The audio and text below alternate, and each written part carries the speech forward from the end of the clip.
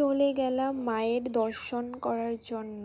সকাল সকাল ঘুম থেকে উঠে স্নান করে রেডি হওয়ার টাইমে এত তাড়াহুড়ো ছিল যে রেডি হওয়ার ভিডিওগুলো আর রেকর্ড করাই হয়নি, কারণ আমরা চলে গিয়েছিলাম অনেক ভোরবেলায়।